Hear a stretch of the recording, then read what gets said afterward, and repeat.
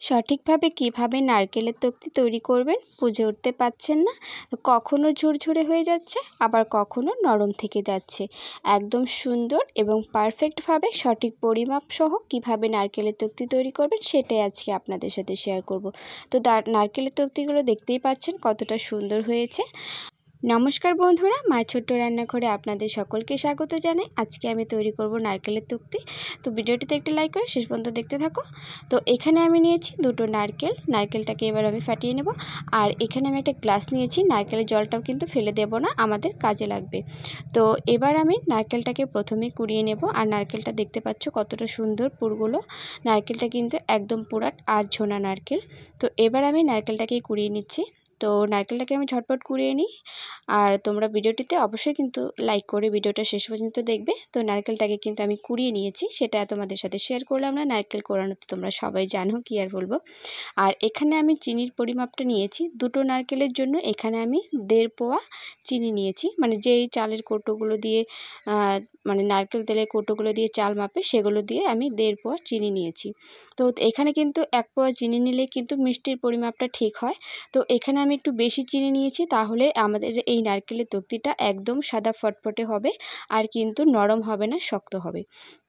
আর এই যে নারকেলের জলটা যেটা বলেছি ফেলে দেবে না, এই নারকেলের জলটা এর মধ্যে দিয়ে চিনি আর নারকেলের জলটা দিয়ে ভালো করে মেখে নেবে।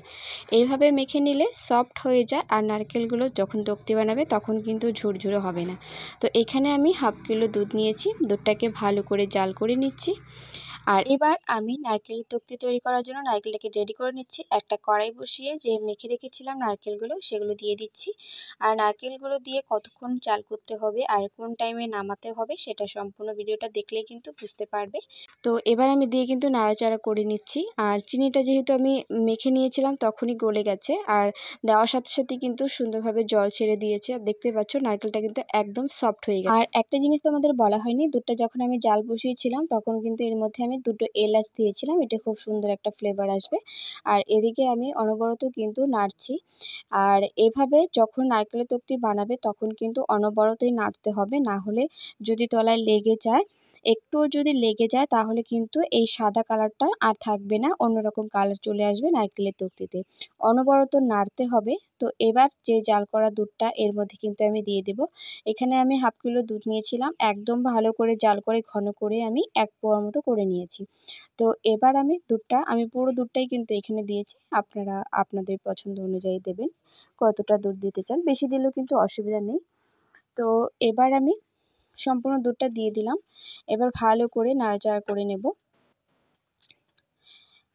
দেখতেই পাচ্ছ অনেকটাই কিন্তু পাতলা হয়ে গেছে আবারও দুধটা দেওয়ার পর। তো অনবরত নাড়তে হবে, ভালো করে জাল করে নিচ্ছি।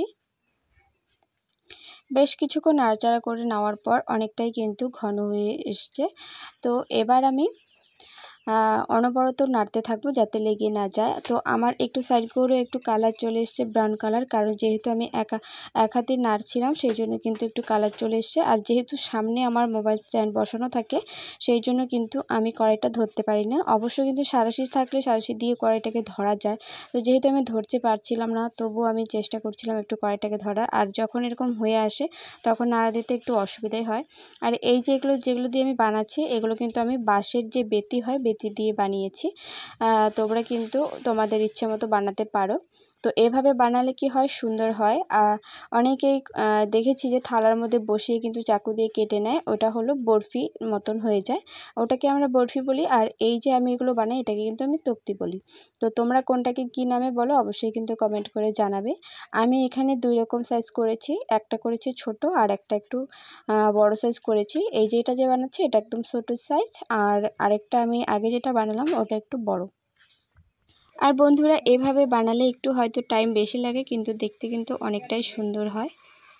তবে অনেকেই মনে করে যে এত ঝামেলা করার কি দরকার, থালার মধ্যে বসিয়ে চাকু দিয়ে কিন্তু বরফির মতো করে কেটে নেয়, হয়ে যায়। তবে আমি যে জিনিসটাই বানাই না কেন আমার যদি সুন্দর না হয় তাহলে কিন্তু আমার ভালো লাগে না।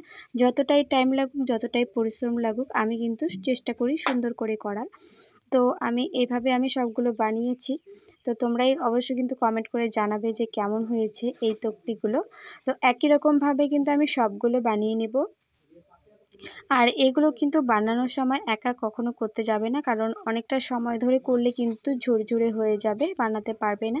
আর আমার সাইড দিয়ে কিন্তু আমার মা আর বোনও কিন্তু বানাচ্ছিল, তো আমি তোমাদের দেখাচ্ছি। আর সাইড দিয়ে কিন্তু মা আর বোনও কিন্তু তৈরি করছে, কারণ এগুলো অনেকক্ষণ টাইম থাকলে কিন্তু ঝুরঝুরে হয়ে যায়।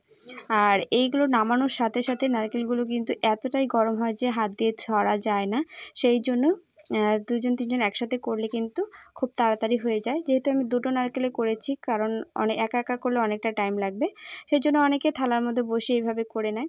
তো আমি তো বললামই যে আমার কিন্তু যতটাই টাইম লাগুক, আমার সুন্দর না হলে কিন্তু ভালো লাগে না। আমি যেটাই করি আমি চেষ্টা করি সুন্দর করে করার। তো তোমরাই কিন্তু জানাবে যে কেমন হয়েছে। আর এভাবে বানালে কিন্তু ভীষণ সুন্দর হয়, খেতেও ভীষণ ভালো লাগে। শুধুমাত্র দুটি উপকরণ দিয়ে বানিয়ে নিলাম এই নারকেলের তক্তিগুলো, শুধুমাত্র দুধ আর নারকেল। এর মধ্যে কিন্তু আমি অন্য আদার্স কিছু দিইনি, তোমরা তো দেখতেই পেলে। আর এই যে সাজগুলো দেখতে পাচ্ছ, এগুলো আমি মেলা থেকে এনেছিলাম। তো এগুলো কিন্তু দুধের সন্দেশ বানালে ভীষণ সুন্দর হয়। তো আমি একটা ট্রাই করে দেখলাম যে নারকেলের তক্তি দিয়ে, মানে নারকেল দিয়ে এই সেটা কেমন হয়, সন্দেশের আকারে কেমন সুন্দর ডিজাইনটা ভাসে কিনা। তো ডিজাইনটা ভালোই ভেসেছে। তো আমি তবু নারকেলের তক্তির মতন করেই সবগুলো বানিয়ে নিয়েছি। আর বোনও দেখো এই যে একটা বানিয়েছে।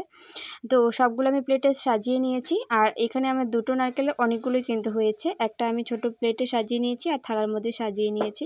দেখতেই পাচ্ছ একদম সাদা ধবধবে, একটুকু কিন্তু সাইডগুলো ভেঙে যায়নি। আর থালার মধ্যে বসিয়ে কেটে নিলে কিন্তু সাইডগুলো একটু এবড়ো খেবড়ো হয়, আর অনেকটাই নরম থাকতে নামাতে হয়। তো তোমরা দেখতেই পাচ্ছ একদম কিন্তু প্লেন, আর কত সুন্দর সাদা ধবধবে, আর কিন্তু একদম ভীষণ কিন্তু সুন্দর হয়েছে। শক্ত অনেকে বানায় যে নরম হয়ে যায়, অনেকে যে ঝুরঝুরে হয়ে যায়। এই টিপসগুলো ফলো করে বানালে কিন্তু একদম পারফেক্ট হবে।